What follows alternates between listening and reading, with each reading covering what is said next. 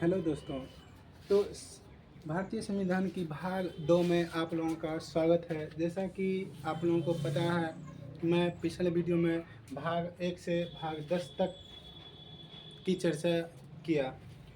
उसी तरह अब हम आगे का भाग इसमें देखेंगे, जैसे कि भाग 11। तो भाग 11 इसमें जो भारतीय संविधान की भाग 11 है, इस भारतीय संविधान की भाग 11 में संघ राज्यों के क्षेत्र के बीच संबंध की चर्चा किया गया है।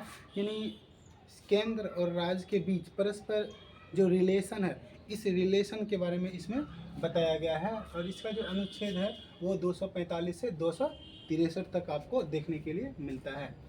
उसी तरह अगर हम आगे की चर्चा करें तो इसमें हम लोग भाग 12 को देखते हैं।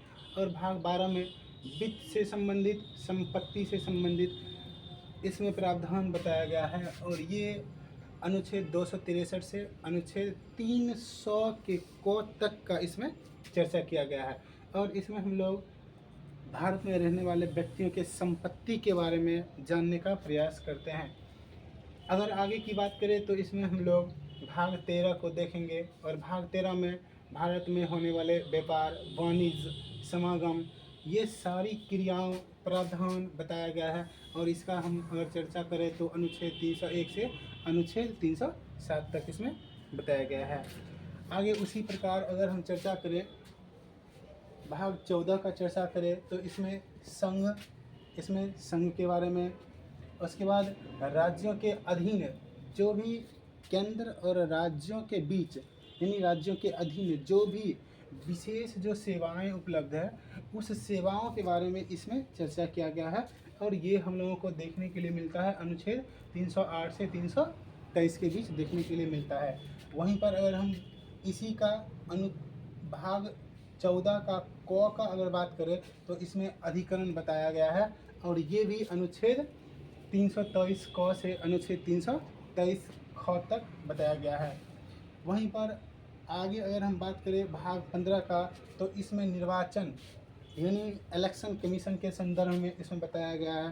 भारत में या राज्यों में किस प्रकार की चुनाव की प्रक्रिया है, चुनाव में क्या क्या प्रावधान होते हैं, किस स्तर पर होते हैं, कितने इसमें कार्य होते हैं, ये सारी चर्चाएं निर्वाचन के अंतर्गत बताया गया है, जो अनुच्छेद 324 से अनुच्छेद 329 तक देखने के लिए मिलता है।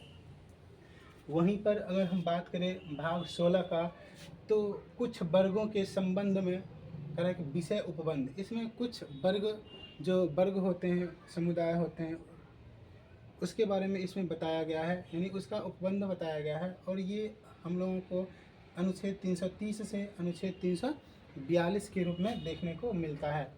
आगे अगर हम बात करें भाग 17 का बात करें, तो भाग 17 में राजभाषा से संबंधित प्रावधान बताया गया है। जैसा कि आप लोग देखते होइएगा, बिहार में आज से थोड़ी दिन पहले राजभाषा से संबंधित यूपीएससी में एक प्रश्न पूछा गया था कि राजभाषा अनुच्छेद के भारतीय संविधान के किस भाग से संबंधित है। तो यहाँ से देखिए क्वेश्चन बन रहा है भाग 17।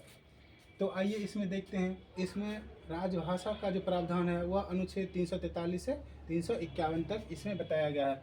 वहीं पर आगे अगर हम बात करें भाग 18 का बात करें, तो भाग 18 में आपात उपबंध के बारे में बताया गया है। जैसे कि आप लोगों को पता होगा कि भारत में 3 प्रकार की आपात लगती है। 3 प्रकार की आपात लगती है। पहला जो लगता है यानी वो अनुच्छेद 352 हो गया। उसके बाद दूसरा जो आपात है 356 हो गया। और तीसरा जो आपात है वह 360 हो गया।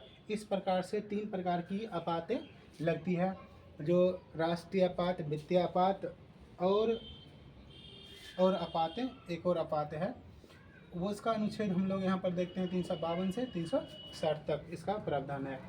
उसके बाद हम लोग भाग वहीं पर 19 का चर्चा करें। इसमें प्रकीर्णन के बारे में बताया गया है, जो उतना इम्पोर्टेंट भी नहीं है, लेकिन इसको वीडियो के माध्यम से हम लोग इसको जान सकते हैं, जो अनुच्छेद 361 से अनुच्छेद 367 के बीच बताया गया है।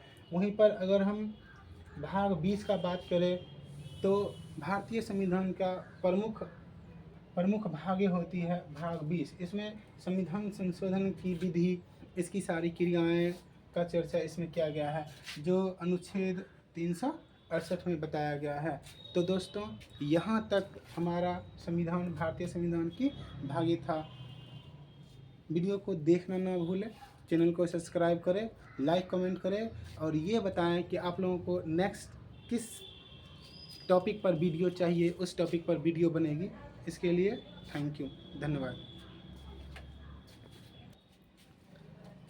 सॉरी दोस्तों, मैं आप लोगों को एक बात बताना भूल गया। जैसा कि हम लोगों को पता है कि भारतीय संविधान में कुल 22 भागे हैं, तो इसमें हम 20 भागों का चर्चा किए हैं, जो कुछ इम्पोर्टेंट भागों थी।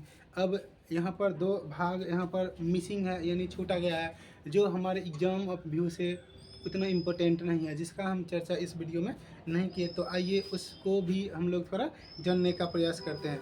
और अगर हम इसमें भाग 21 को अगर देखेंगे, तो भाग 21 में एक बात बताया गया है, अस्थायी, समकालीन व विशेष उपबंध के बारे में इसमें बताया गया है भाग 21 में। वहीं पर अगर हम भाग 22 का चर्चा करें, तो इसमें संक्षिप्त नाम, कुछ प्रावधान, ये सारी चीज़ें बताया गया है।